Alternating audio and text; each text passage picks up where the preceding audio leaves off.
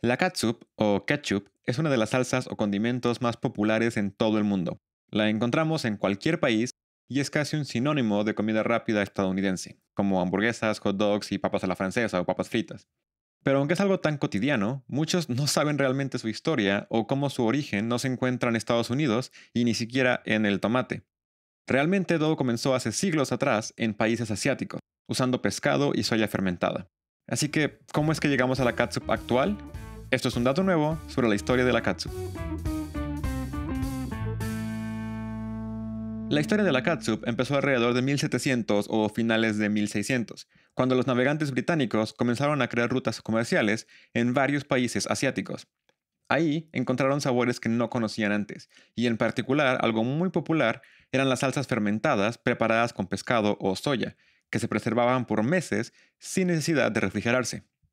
Estas salsas estaban por todo Asia, desde China hasta Vietnam, y tenían nombres muy similares, parecidos a ketchup, kicap o catsup, que significaban diferentes variantes de salsa o fermentado, dependiendo del idioma. Y hasta el día de hoy no solo siguen existiendo, sino que siguen siendo parte fundamental de la cultura y gastronomía de estos países. Prácticamente cualquier platillo del sureste asiático lleva alguna especie de salsa fermentada de pescado, salsa de soya o alguna variante parecida. Y en muchos lugares, como Tailandia o Vietnam, incluso China, siguen llevando un nombre similar porque estas palabras simplemente significan salsa. Así que llevarán ese nombre más algo más para que ellos sepan específicamente qué tipo de salsa es. Los comerciantes europeos que viajaban por Asia llevaron este condimento de regreso a sus países de origen no solo por el largo tiempo que duraban preservados, aumentando la vida útil del pescado, por ejemplo, con algunas de estas salsas siendo fermentadas por hasta más de 100 días, lo cual los hacía perfectas para usarlas en el comedor de los barcos, sino porque les encantaba el sabor de este tipo de salsas saladas y con un intenso sabor umami. Así fue como llegó la catsup a Reino Unido, donde se volvió extremadamente popular y su nombre se volvió tanto ketchup como catsup, ya que realmente no sabían cómo se pronunciaba el nombre asiático original. Pero no solo no sabían cómo pronunciarlo, sino que tampoco sabían realmente de qué estaba hecha, ni tenían los ingredientes correctos para prepararla. Como apenas vimos, lo que ellos llamaban ketchup era realmente un término genérico para salsas fermentadas de muchos estilos. Algunas tenían pescado, otras soya, algunas eran especiadas y otras no, etc. Así que cuando los chefs británicos empezaron a intentar recrearla para servirla en sus platillos, surgieron toda clase de recetas. Había catsup de anchoas, ostras, frijoles, nueces y hasta durazno. Una de las primeras recetas incluía vinagre, ajo, vino blanco, anchoas, maíz, jengibre, clavo, pimienta, nuez moscada, limón, rábano y hasta champiñones. Y fue justamente los champiñones los que crearon una de las catsups más populares en su momento, que era la catsup de champiñones o mushroom ketchup, que fue tan popular que puede seguirse encontrando hasta el día de hoy en varios supermercados en el Reino Unido. De hecho, muchas de las salsas que tenemos hoy en día vienen de intentos ingleses de recrear las salsas de pescado y soya asiáticas. Por ejemplo, la salsa inglesa es realmente una salsa de anchoas fermentadas. Pero aunque estos intentos eran muy diferentes, todos tenían algo en común, que ninguno llevaba absolutamente nada de tomate. Aunque el tomate es el ingrediente principal de la catsup moderna, hubo un tiempo en el que era visto como una fruta tóxica en Europa. Cuando los exploradores españoles llevaron el tomate de América en el siglo XVI, no fue bien recibido.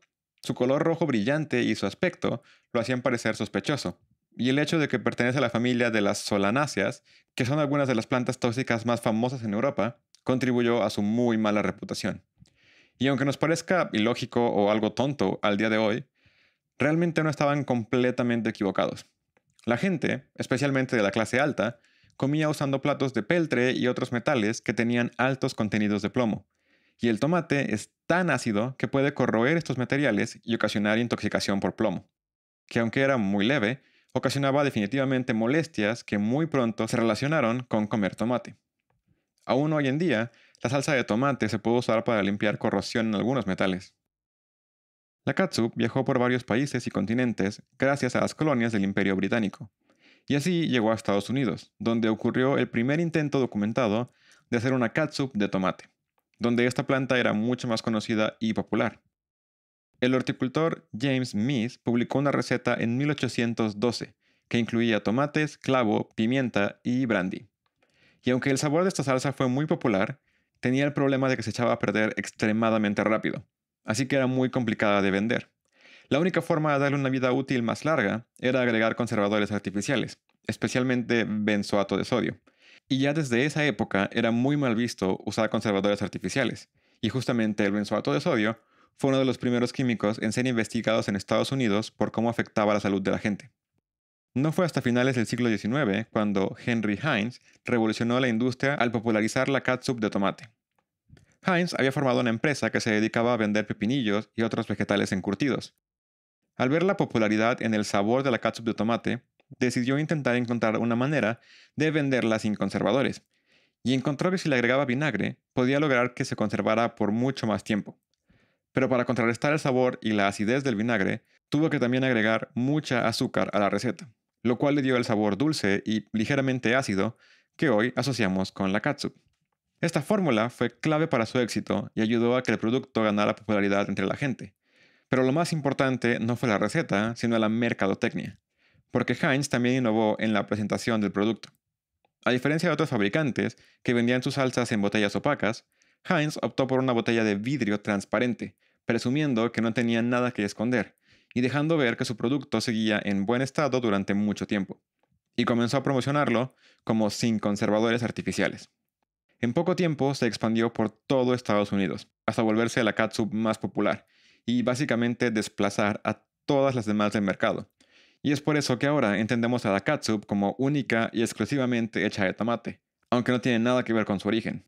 Y de hecho, fue Heinz también el que popularizó el término ketchup, porque en ese momento la palabra catsup era un poco más popular en Estados Unidos, pero Heinz decidió usar el término ketchup para diferenciarse de la competencia. Cuando se expandió por todo el país y el mundo, también expandió el término. En México aún usamos la palabra catsup, probablemente porque era común usar esa palabra en el sur de Estados Unidos. Pero en otros lugares de habla hispana, como España, también la llaman ketchup o salsa de tomate nada más. A medida que Estados Unidos se industrializaba y la comida rápida ganaba popularidad, la catsup se volvió un elemento esencial en el consumo diario. Y cuando la comida estadounidense, especialmente las cadenas de comida rápida, se esparcieron por todo el mundo, llevaron consigo la catsup a todos lados. Hoy, globalmente se producen aproximadamente 15.000 millones de kilos de catsup al año, y el mercado internacional tiene ganancias de aproximadamente 40.000 millones de dólares anuales. Eso es todo por hoy, pero antes de irme quería recordarles que ahora Un Dato Nuevo tiene cuenta de TikTok, Instagram y Facebook, donde publico durante la semana algunos otros datos que no logran entrar en el video principal. Así que recuerden seguir la cuenta para más contenido y los links los pueden encontrar en la descripción o solo busquen Un Dato Nuevo en cualquiera de las redes sociales. Espero que les haya gustado, que lo hayan disfrutado y sobre todo que se hayan llevado un dato nuevo.